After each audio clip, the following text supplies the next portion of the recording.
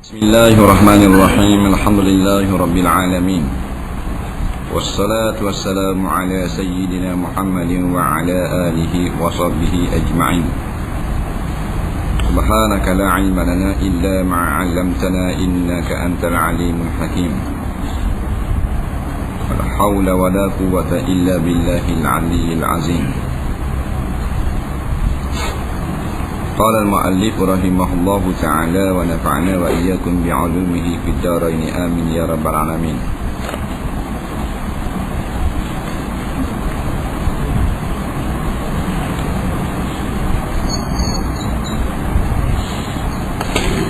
Kesurat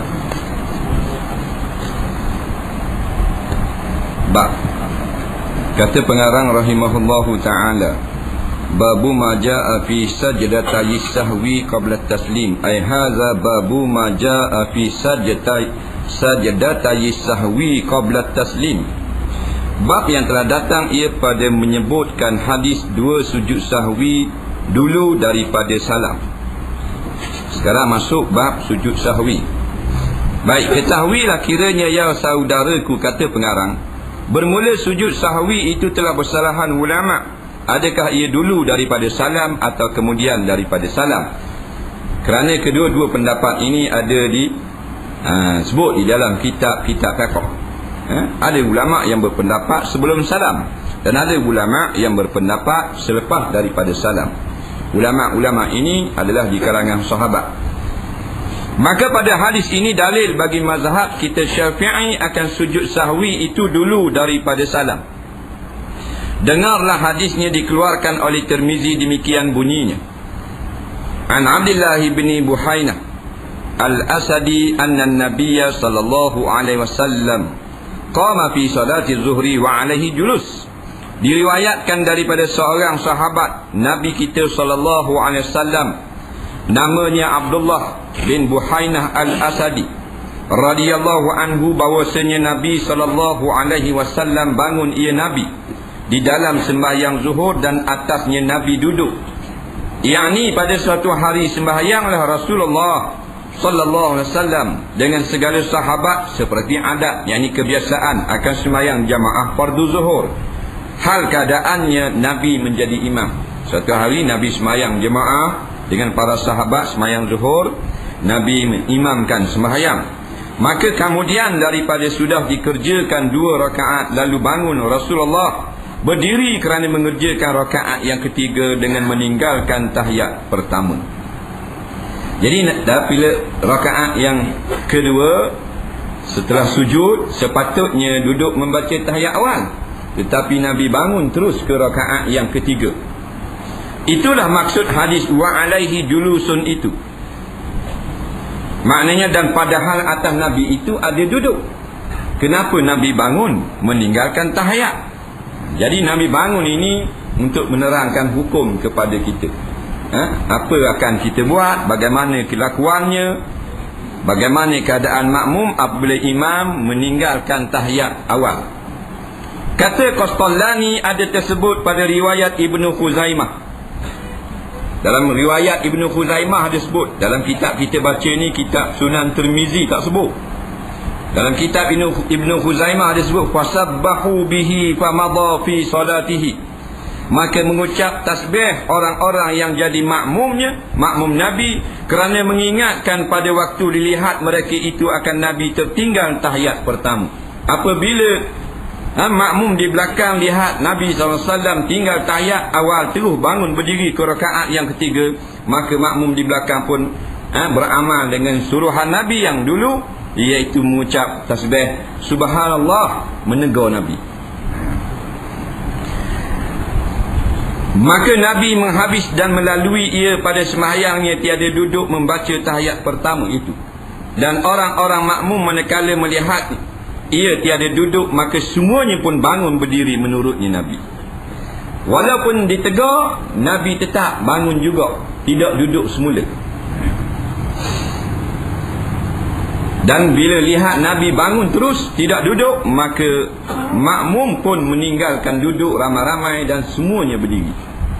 Ini amalan yang berlaku pada suatu kisah yang kita dengar malam ni. Kisah tinggal tahiyat awal dan sujud sahwi. Tahiyat pertama lupa mengerjakannya, apa hukum?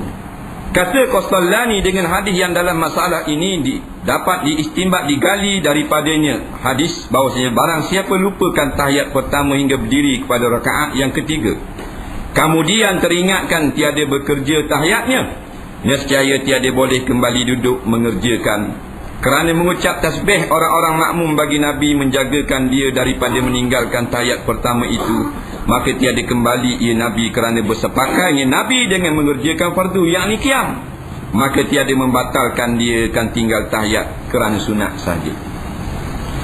Jadi dalam hadis ini dapatlah ulama-ulama mengistinbat, mencungkir, menggali suatu hukum, yakni apabila imam telah tertinggal tahiyat awal dan berdiri betul dah, ia ini balik kepada qiyam, maka sah dah qiyamnya pada rakaat yang ketiga.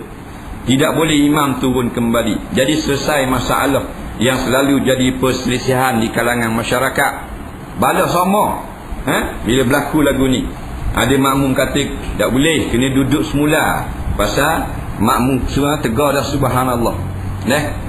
Ada pula orang kata dak, Nabi tu tu imam kena berdiri dah tegak balik, tak boleh duduk dah. Nampak? Lepas tu siapa kata subhanallah batal pula. Jadi banyak tu hukum. Hak mana sih? Malam ni jelas lalu pakar cerak dah siapa bila-bila. Bila imam ataupun kita yang semayang seorang terlupa duduk tahiyat awal, berdiri betul, tak boleh duduk balik. Tak boleh dah. Dalil tak boleh duduk semula, padahal membaca tahiyat itu adalah satu perintah daripada syarak. Pasal apa tak boleh? Dan pula ditegur berkali-kali oleh makmum, subhanallah, subhanallah, kerana telah mengerjakan rukun yang lain, iaitu qiyam pada rakaat ketiga. Tak boleh dah kembali kepada hak sunat. Yang boleh ulang balik kerana meninggalkan yang fardu sahaja. Dia gitu. Kalaulah boleh turun semula, memang Nabi SAW turun semula. Sebab para sahabat tegar belakang, subhanallah, mana duduklah, dah ingat duduk ni, duduk semula tu imam. Seolah-olah gitulah subhanallah. Dalam tegar pun, dalam orang memberi nasihat pun, dah ikut juga Nabi SAW menunjukkan kerah kalau duduk batal. Sebab itulah dalam kehidupan kita ada perkara-perkara yang kalau orang tegar, kita kena ikut teguran orang. Tapi setengah-setengah perkara orang tegar pun tak boleh ikut. Sebab bercanggah dengan syarak. Ada benda yang kalau orang tegar kita kena ikut. Sebaik-baiknya kita kena ikut ad-dinun nasihat. Agama itu nasihat. Jadi orang tulis nasihat, kita ikut. Tetapi setengah perkara orang tegar, kita tak boleh ikut kerana kita tidak silap, yang menegur yang silap. Dalam kes malam ini, makmum yang silap, tapi mereka yang menasihat, mereka yang jadi juru tegur. Tapi makmum yang silap, orang yang menegur yang silap. Bila orang yang menegur yang silap, yang kena tegur tidak patut mengikut teguran orang. Batu dasar agama adalah penting, Al-Quran was sunnah. Apabila kita mengerjakan apa yang sesuai dengan Al-Quran dan sunnah, maka larangan-larangan daripada makhluk maka tidak memberi bekas sedikit pun. Dalil Nabi SAW faham dah, bila berdiri betul, tak boleh lagi duduk semula. Walaupun para sahabat yang dikasihi di belakang tegur Nabi, subhanallah, duduklah semula, mung telah tertinggal tahiyat. Habis masalah ni. Baik, duduk mengerjakan tahiyat pertama kemudian daripada lupanya, apa hukumnya? Kata Qastallani, maka jikalau kembali seorang yang lupakan tahiyat pertama itu duduk dengan sengaja, lagi tahu kan haramnya hendaklah mengerjakan tahiyat pertama itu, nescaya batal sembahyangnya kerana lebih duduknya dengan sengaja. Dan jikalau duduk itu dengan lupakan dirinya dalam sembahyang, maka tiada batal sembahyangnya itu, tetapi lazim, yakni wajib akan dia makmum berdiri pada waktu itu, waktu ingatnya. Atau jahil ia seorang akan haramnya, haram duduk, maka demikian juga tiada batal ia yang demikian atas kaul pendapat yang asah yang paling sahih. Baik, bila kita dengar tadi masalah yang sebelumnya, imam yang telah berdiri tegak meninggalkan tahiyat awal tidak boleh turun semula duduk tahiyat.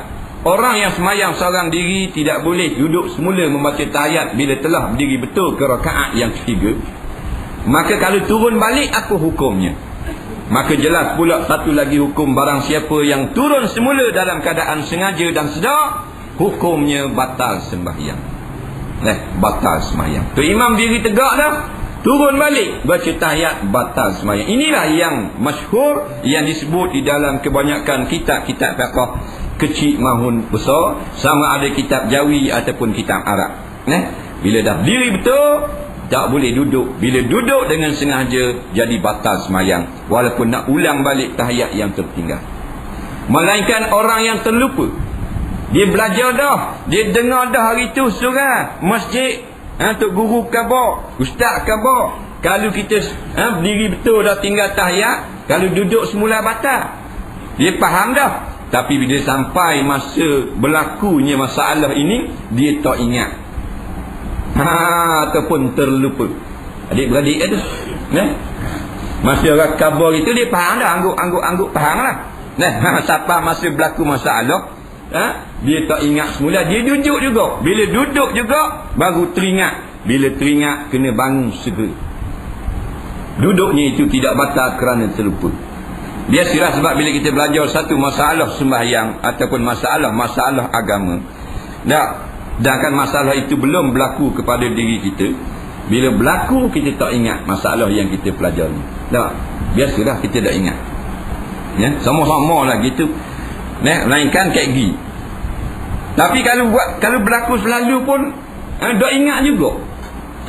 Sebab ada berlaku beberapa kes, tertinggal tahiyat, tertinggal kunut,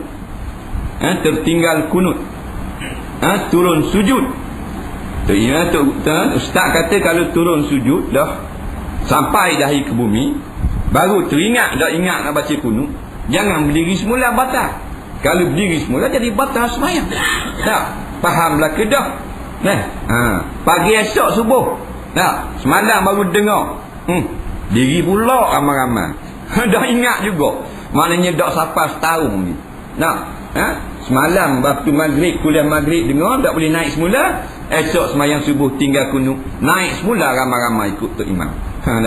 Itu dalam masa dah sampai sehari. Dah kalau kata setahun dah dengar, biasa. Baik. Melainkan orang jahil. Jahil lagu mana ni? Orang jahil, orang yang baru masuk Islam. Jadi baru masuk Islam, mu'allaf. Macam kita bukan orang jahil, orang sengaja dia cari kejahilan, tak mau belajar. Bukan orang tergolong dalam orang jahil jemaah. Baik, masalah makmum tiada menurut imam diri meninggalkan tahiyat pertama, apa hukumnya?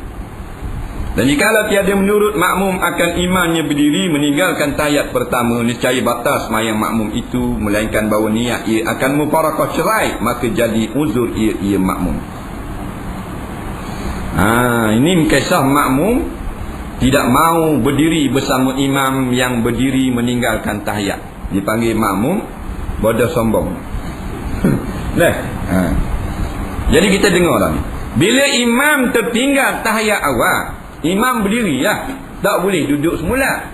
Makmum kerahkan nak baca gak tahiyat, seolah-olah aku tak lupa, imam yang lupa. Jadi buat kerah duduk baca tahiyat, batal makmum kerana menyalahi imam. Melainkan dia kerah duduk baca tahiyat, tak mau naik bersama imam berdiri yang tinggal tadi, niat mufarakah. Itu ingat dah. Makmum mesti ikut imam pada perkara-perkara fardu, perkara sunat tak apalah dah. Dan jikalau kembali imam duduk sebelum berdiri makmum, nescaya haram duduk serta imam, kerana wajib berdiri atas makmum dengan sebab berdiri imam. Kalau imam berdiri dah betul, makmum sedang duduk baca tahiyat, tiba-tiba rasa imam turun balik, maka makmum yang duduk baca tahiyat tadi yang mestilah menyalahi dengan imam. Jangan bersama-sama dengan imam.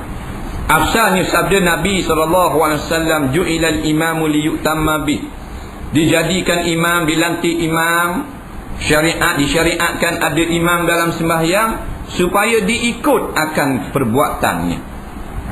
Maksud hadis ini iaitu perbuatan-perbuatan yang tidak salah.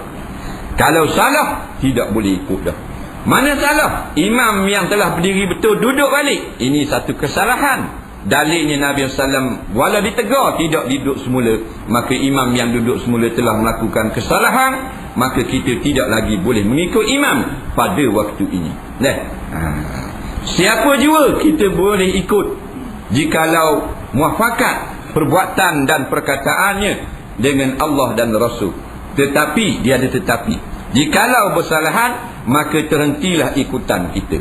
Walau anak kita, ibu bapa kita, imam kita, siapa juga.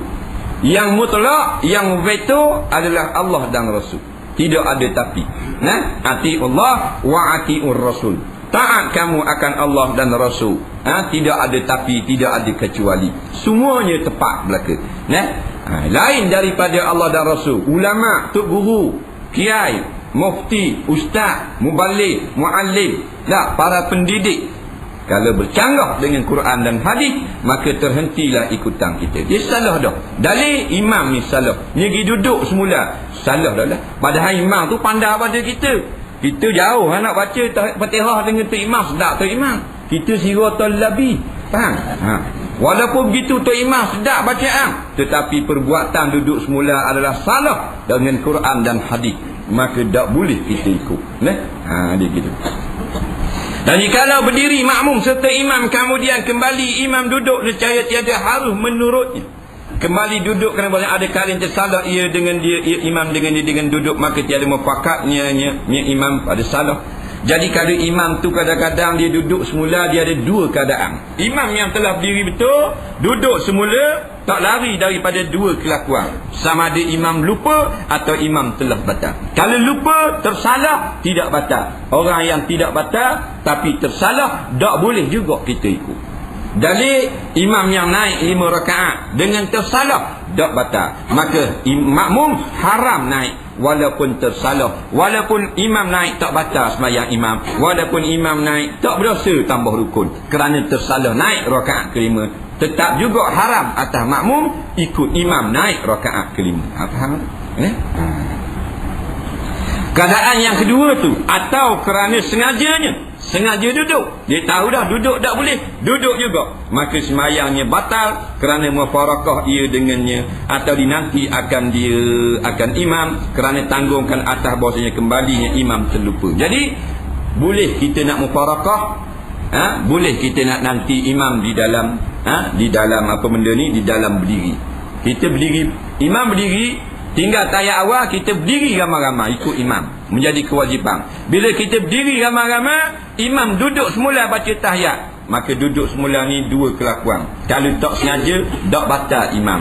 Kita mesti mukhalafah, tak payah ikut, tunggu dalam diri. Ataupun kita niat mufarakah. Dua-dua ni boleh pilih belaka. Kata setengah ulama, kalau kita tunggu dalam qiyam lebih afdal kerana masih mengharapkan fadilat jemaah.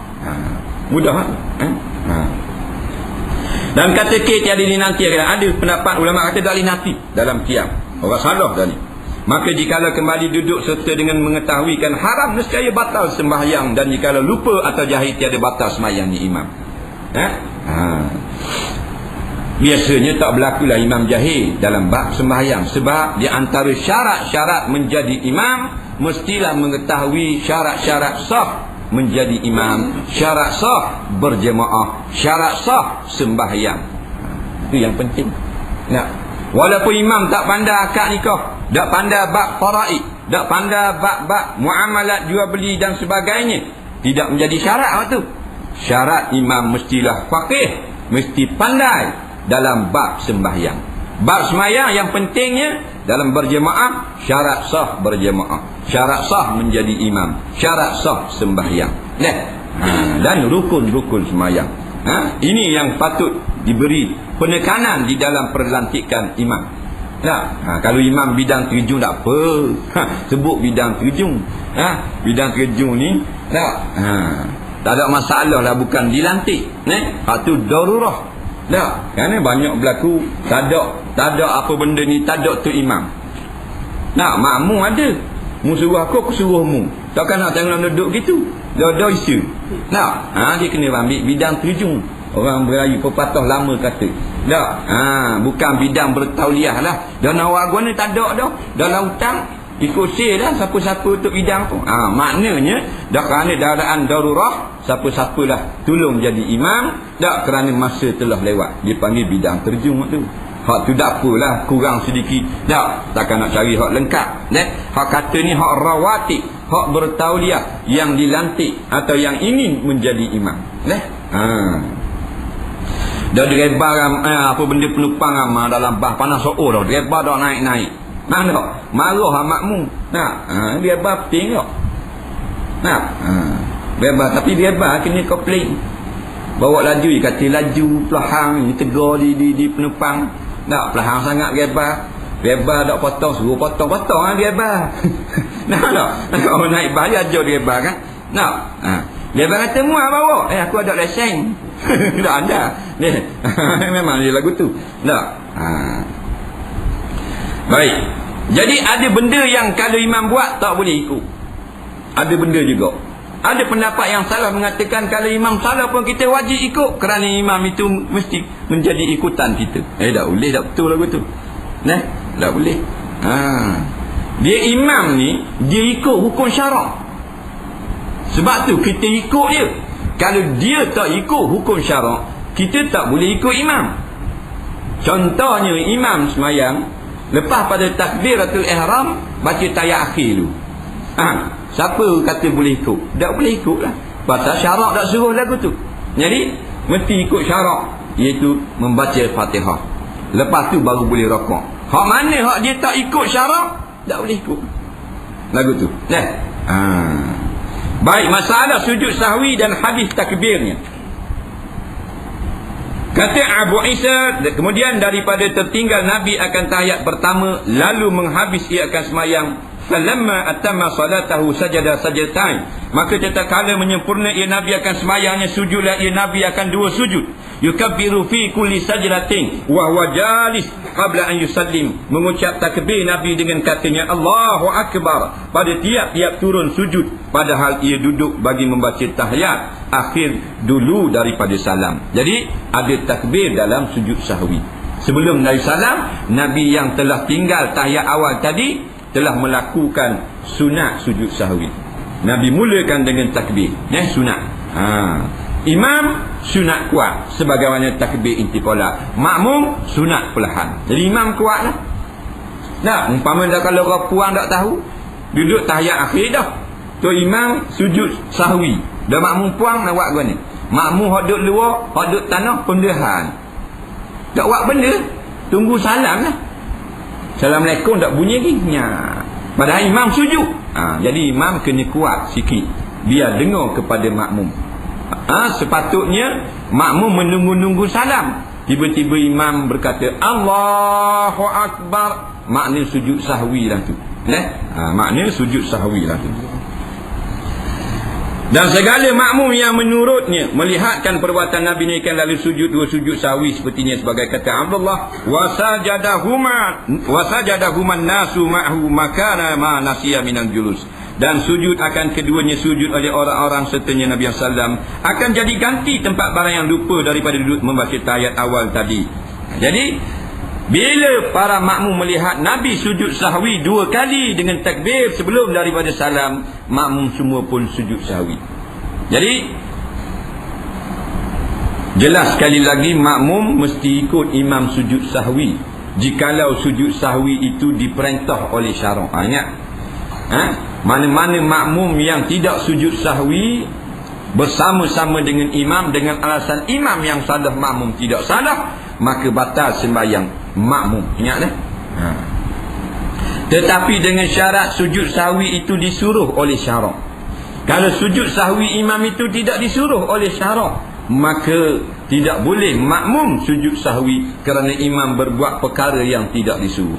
Kalau imam tinggal tahiyat awal kemudian sujud sahwi, maka sujud sahwi imam adalah perkara yang disuruh. Tetapi kalau imam tertinggal baca surah dan mengerjakan sujud sahwi, imam telah melakukan sujud yang tidak disuruh. Kerana tertinggal surah, tidak sunat sujud sahwi. Faham baik? Tapi kalau kita tidak faham kenapakah imam sujud sahwi, maka kita sujud bersama imam.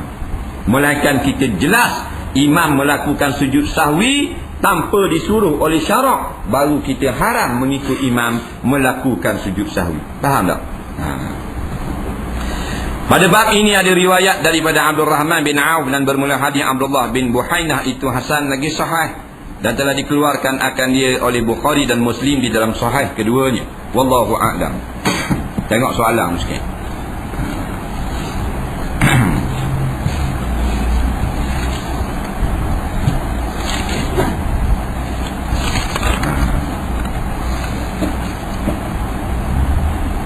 Ketika orang sedang nazak akan mati, tiba masanya semasa ia masih hidup. Biasanya membaca salawat Nabi SAW tiap-tiap hari Jumaat 1000 kali, iaitu Allahumma salli ala Muhammadin Nabiyil Ummi. Dapatkah kebebasan daripada api neraka? Ditanya lagu tu.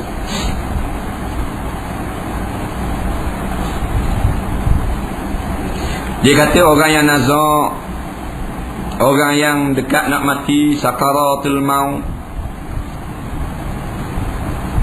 pada masa sihatnya, pada masa segarnya, dia sentiasa berselawat pada tiap-tiap hari Jumaat 1000 kali. Allahumma salli ala Sayyidina Muhammadin Nabil Ummi wa ala alihi wa sahbihi ajma'in, umpamanya 1000 kali dia baca.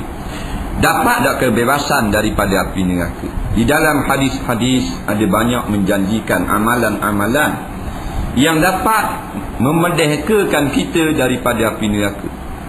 Di antaranya amalan-amalan tersebut adalah membanyakkan salawat Nabi SAW. Jadi kalau kita orang yang beriman, maka tidak perlu muskil lagi, bahawasanya tiap-tiap orang yang beriman pasti mendapat ganjaran apa yang dijanjikan kepadanya kemudian daripada mati. Kalau di dalam hadis mengatakan pelepasan daripada api neraka, insya-Allah dia akan dapat kelepasan daripada api neraka. Yang mustahak bukanlah jenis amalan-amalan yang lagu mana, tetapi akidah kita biar sahih sungguh. Betul-betul kita beriman kepada Allah, kepada Rasul, kepada kitab, kepada malaikat, kepada hari kemudian, kepada qada dan qadar sepanjang kehidupan kita. Kalau elok iman kita, maka amalan yang sedikit pun sudah cukup bagi kita. Sembahyang 5 waktu sudah cukup melepaskan daripada api neraka. Melainkan dengan kehendak Allah Subhanahu Wa Taala yang tidak mahu memberi keampunan kepada kesalahan-kesalahan kita. Itu masalah lain. Jadi beramallah apa jua amalan yang sahih, yang maksud daripada Nabi SAW, daripada sahabat-sahabat yang sahih riwayatnya, maka itulah yang akan terjadi kepada kita di hari akhirat nanti. Kalau sebut balasan syurga, syurgalah. Kalau balasan bebas api neraka, bebas api neraka lah. Kalau balasan dibina rumah di dalam syurga, dapat rumah dalam syurga. Ikutlah keadaan masing-masing. Walaupun ketika dia uzur, tak dapat dah nak selawat. Sahih iman, kemudian buatlah berdasarkan ilmu. Yang ketiga, dengan keadaan ikhlas. Maka 3 perkara ni ada, insya-Allah: iman, ilmu dan keikhlasan.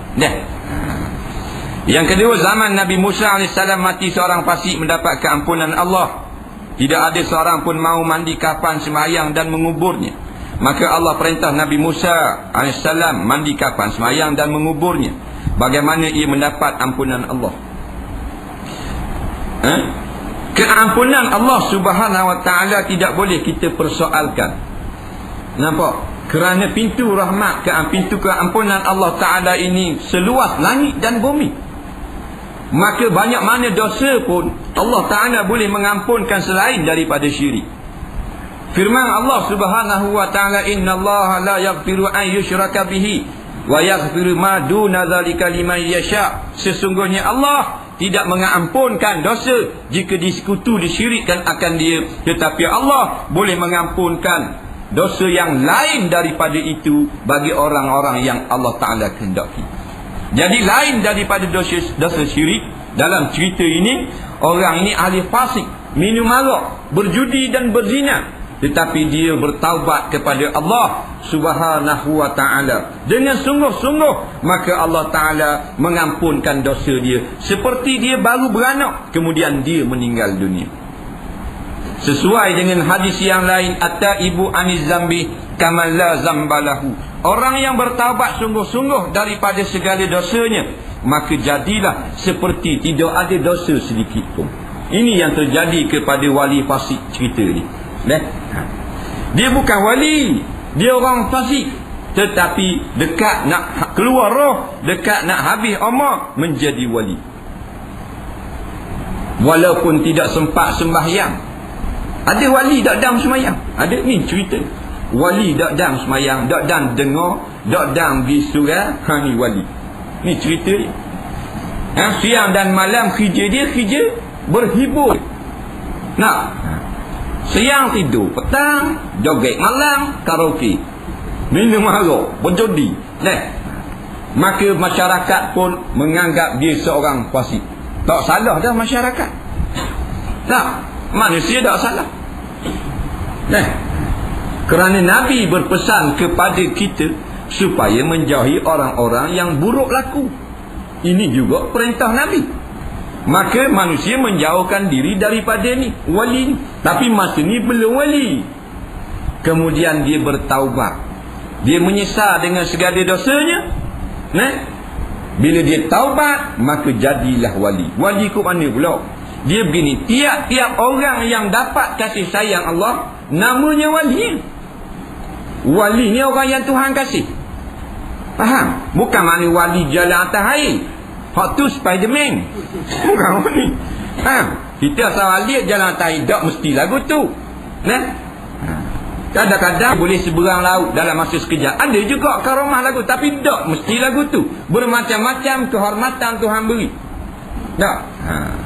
Maka bila dia taubat sungguh-sungguh, dia menjadi wali Allah. Maknanya orang yang dikasihi oleh Allah, batu meninggal dunia dalam keadaan tidak ada dosa sedikit pun. Tapi masyarakat tamu cara ke dia, pasal tak nampak hak dia taubat. Tak salah siapa-siapa. Tak salah siapa-siapa. Masyarakat dia tak nampak perkara yang batin. Manusia tak terima wahyu. Nabi Musa tahu dengan wahyu. Jadi tak ada salah siapa-siapa. Masyarakat pula dia kerana perangai jahat dan kata taubat, orang dah tahu akhir umur dia secara diri dalam rumah dia. Tak cara ke dia pasal jahat sangat. Dan yang Nabi Musa tahu, wahyu daripada Jibril AS memberitahu mun tolong sempurnakan jenazah seorang wali Allah, kekasih Allah yang baru bertaubat daripada segala dosa dan taubatnya telah diterima. Nabi Musa sebenarnya selenggarakan jenazahnya. Nampak? Itu maksud. Faham tu? Faham tak? Faham tak apa? Bila laungan azan, ramai orang tidak pedulikan laungan azan. Orang yang masih berbuat atau bercakap-cakap di surau atau masjid dan tidak hormati makruh atau tidak. Tak peduli itu lagu mana? Tak peduli itu lagu mana? Dia laungan azan ni sunat jawab. Tak jawab tak haram. Kata setengah ulama khilaful aula, kata setengah ulama makruh kalau tidak jawab. Tapi kalau maksud tidak pedulikan ini, mana tidaklah pedulikan solat berjamaah walaupun telah diazankan, baru perbuatan itu dicela. Mungkin lagu tu kot, tak peduli. Duk sembang situ orang bang dah pun duk sembang situ, tak ambil semayang, tak ambil apa. Ni dicela lah. Bagaimana tukang azan dan iqamah orang yang fasik atau zalim, bolehkah menjawab seruannya? Boleh, tak ada masalah. Syarat dia orang Islam. Kerana tidak disyaratkan sah azan mesti orang itu bukan orang fasik. Yang disyaratkan tidak fasik beberapa masalah, seperti menjadi wali nikah, menjadi saksi nikah. Tak? Tidak menjadi syarat tu. Kalau tidak tak sah. Tapi kalau imam dan bilal tak syarat. Tidak ada syarat sah menjadi imam tidak fasik, tak ada. Sah juga imam fasik. Cuma di antara adab-adab imam yang afdal menjadi imam, tidaklah seorang yang fasik. Di antara adab-adab yang baik untuk menjadi muazzin, tidaklah seorang fasik. Tapi bukan syarat sah azan. Bila tidak menjadi syarat sah, maka azan orang fasik ataupun melakukan kezaliman, dia orang Islam, maka sunat kita jawab azan dia, bukan wajib. Selesai masalah. Yang kelima, dia kata orang mengajar ilmu agama, orang mengalirkan sungai, yang mengalir sumur, yang menanam buah-buahan, yang membangun masjid, yang mewariskan Quran, anak soleh yang selalu baca istighfar untuknya, yang bergiat berjuang di jalan Allah, yang mengajar ilmu, yang bersedekah di mana-mana. Ni hadis belakang ni. Yang meninggalkan anak soleh, sedekah. Kemudian hadis yang lain pula, sedekah yang berterusan, ilmu yang diajarkan, anak soleh yang berdoakan. Dapatkah pahala seorang hamba dalam kubur? Yang mana molek kita beramal? Hak mana-manalah yang mudah bagi kita. Kalau kata sedekah nak banding dengan ngajar ilmu agama, besarlah ngajar ilmu agama dengan sedekah. Kerana benda yang jarang orang boleh buat, besar fadilat ni. Sedekah ramai orang boleh sedekah, ngajar tak ramai orang boleh ngajar. Tak. Tetapi dah kalau kita dah nak ngajar pun ni, ada amalan kita pula dengan bersedekah, dengan membaca Quran. Tak, ada orang yang malas membaca Quran, tetapi dia tinggal telaga, dia gali telaga supaya orang dapat minum, ambil wuduk dari telaganya. Balasannya semacam orang mengaji Quran. Jadi tidaklah ada dalam hadis menetapkan mana yang mengatasi yang mana-mana. Buatlah apa yang kita mampu. Iza amartukum bi syai', maka fa'tuhu mastata'tum. Apabila aku suruhkan kamu, aku galakkan kamu dengan perkara-perkara, kebajikan-kebajikan, amalan-amalan banyak sangat, mendengar daripada aku, kerjakanlah yang mana yang kamu mampu, yang mana yang kita mampu. Kalau kita rasa nak molek sangat, kita buat semua. Kalau nak molek sekali, buat semua. Tetapi tak mungkin kita dapat buat semua. Iza amartukum bi syai', apabila aku perintahkan kamu melakukan sesuatu, maka fa'tuhu, maka kamu kerjakanlah perkara itu mastata'tum, sekuasa kamu. Ada orang yang jenis sembahyang malam, kelebihan dia malah puasa sunat. Ada orang rajin puasa sunat, malah berdengar. Dia banyak. Masing-masing lah. Dan Allah Ta'ala tidak akan mensia-siakan amalan kita.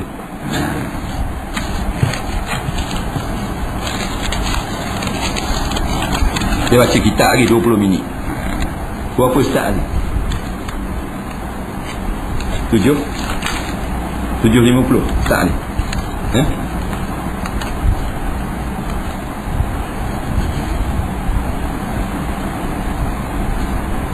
Saya ingin penjelasan lanjut berkenaan apakah hukumnya orang tidak sempat mengucap 2 kalimah syahadah apabila berlaku kemalangan maut jalan raya. Berapa minit ni? Baru 40. Baik, soalan dia kata orang ni mati belanggar tak dan mengucap. Lagu mana jadi? Mungkin berlaku kemuskilan dia ni masuk surga ke tak ni tak dan mengucap. Jadi beginilah, dalam masalah mati tak dan mengucap gini, nak faham? Tidak ada suatu hadis ataupun ayat pun yang menyebut barang siapa yang mati tidak sempat mengucap kalimah syahadah kerana terkejut matinya, masuk neraka. Tak ada sebut. Yang ada sebut, man kana akhiru kalamihi fid dunya la ilaha illallah dakhalal jannah. Barang siapa yang akhir sekali dia boleh sebut di dalam dunia la ilaha illallah, ada peluang masuk syurga. Bukan masuk tanpa hisab. Itu ada. Jadi barang siapa yang bila dekat nak mati dia sebut la ilaha illallah atau asyhadu an la ilaha illallah, orang ini garanti masuk syurga, sama ada cepat maupun lambat. Cepat dengan tidak masuk neraka, lambat masuk neraka dulu walaupun mati mengucap. Tetapi tidak mesti orang yang tak dah mengucap dia mati sesat tau. Tak mesti. Mati dalam keadaan perang. Macam pula pejuang-pejuang mujahidin kena bom, kena letup. Macam almarhum Syekh Ahmad Yasin. Pejuang besar, pemimpin Intifadah Palestin. Sebagai pemimpin besar parti Hamas. Yang buta Syekh Yasin mati dalam keadaan atas kursi roda, ditembak bukan dengan senapang, peluru perpandu, hancur mayat dalam sekelip mata. Nah, memanglah dak dan ngucap la ilaha illallah macam dalam drama. Dalam drama ngucap belaka. Dia dah mak tu. Pasal tu drama. Nah, tapi tak boleh kata. Tengok dia mati tak ada mengucap, tetapi dia menjadi arwahnya di kalangan para syuhada. Kerana mati syahid, mati yang paling mulia. Nah, jadi tak ada masalah mati belanggar ngejut tak ada mengucap, bukan mesti dia mati tidak baik. Mati yang tidak baik ni begini, hak sahihnya. Kalau orang suruh mengucap, tak boleh mengucap. Aku tak boleh mengucap, tak sahajalah aku. Tu tak boleh kata ya. Tapi ucapan keimanan yang paling penting adalah ingat kepada Allah pada 24 jam.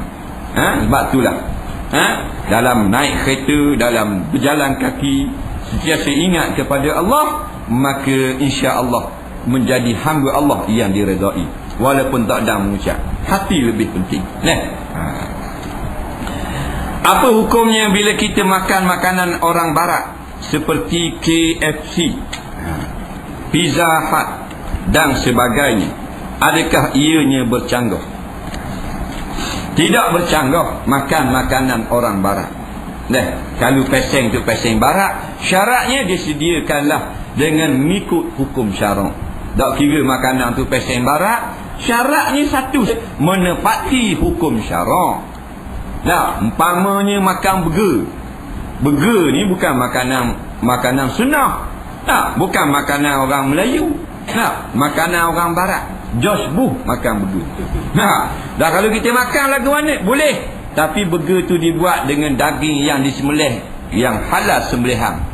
Menepati hukum syarak. Tidak ada benda haram di dalamnya, maka sahlah, halal lah kita makan walau nama barat. Tetapi kalau maknanya nama tu nama Arab, seperti bubur syura, ada najis, tak boleh makan kau.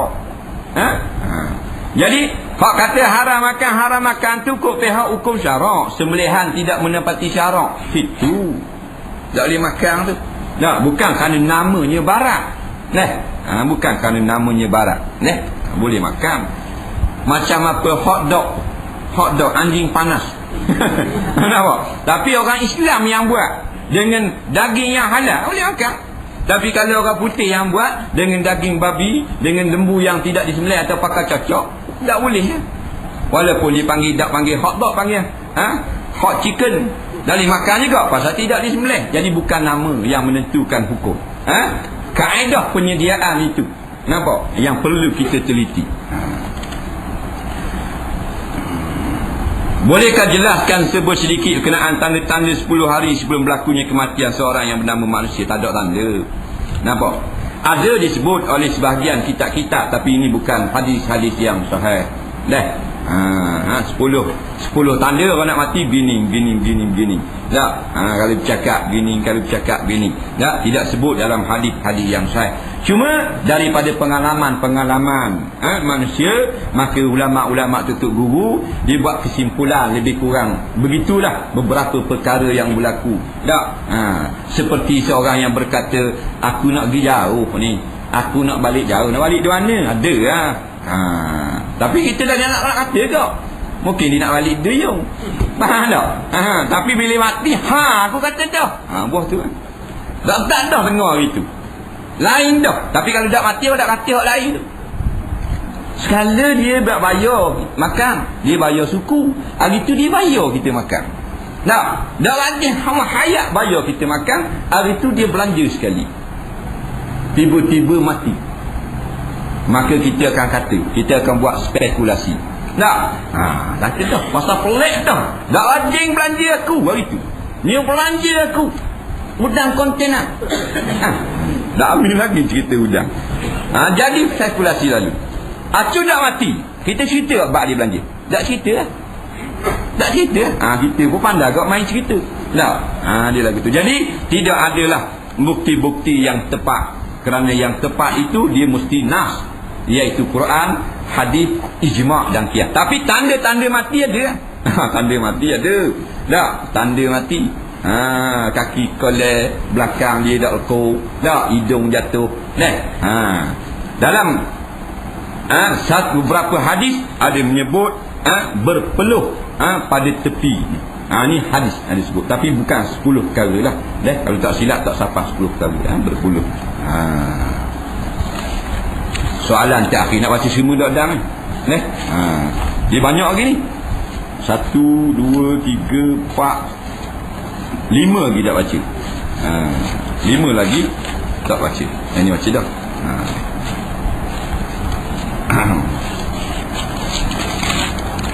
Pak baki tu semulalah.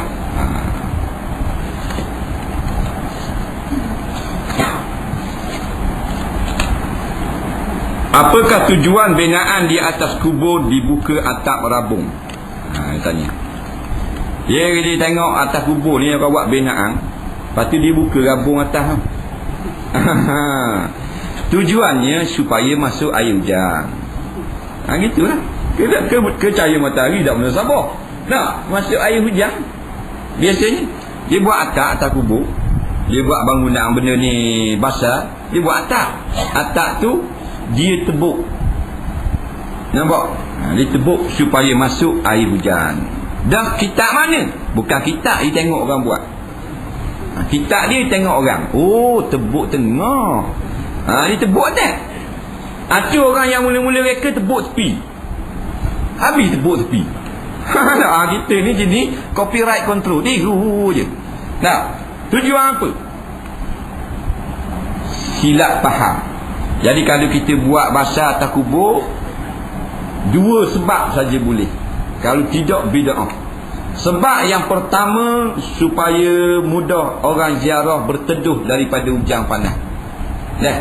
Sebab yang kedua, nak mengaji Quran. Nampak? Kerana benda ini dibenarkan oleh syarak. Kalau ikut adat, jadi haram buat binaan atas kubur. Tak berlaku sekarang adat. Bukan tujuan nak mengaji, tak ada orang ngaji. Saja buat rumah atas kubur. Kalau saja buat rumah, bukan nak teduh daripada panas orang yang hidup, maka jadi bid'ah. Kekal atas larangan yang asal. Sebab asal larang. Naha Rasulullah sallallahu alaihi wasallam ayyubna 'alal qabri. Telah melarang oleh Nabi sallallahu bahawa dibina, dibuat binaan di atas kubur. Dia kata boleh ni, ulama-ulama beristihad. Jikalau tujuannya bukan untuk mayat, untuk teduh. Memang dia ni suka ziarah kubur ayah dia pagi petang umpamanya.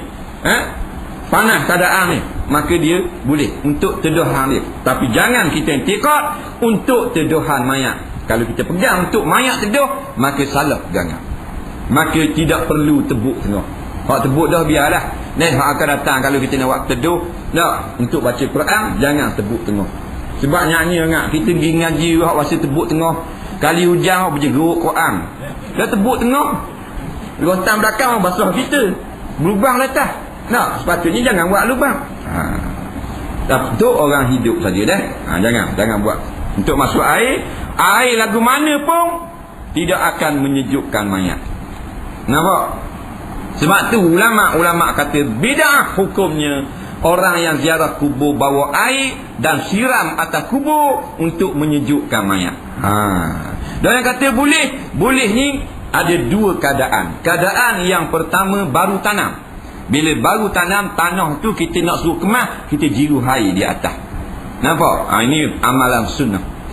Yang kedua, kerana kita menanam pokok-pokok yang kecil di atas kubur ibu bapa kita atau seumpama, dan kita nak pokok ini hidup dan bertasbih. Kerana jumhur ulama berkata tasbih daripada pokok-pokok ini dapat tumpang rahmatnya kepada si mati, maka kita tujuan nak menjirus pokok ini biar segar.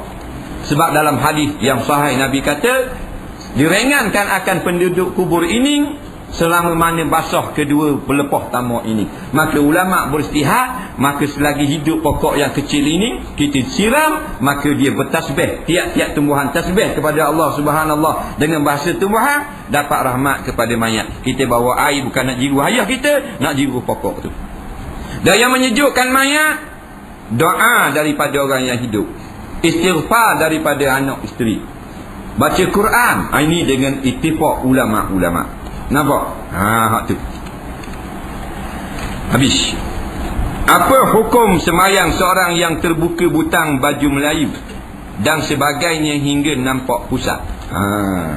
Butang baju Melayu dia tak sampai bawah, di atas ni saja.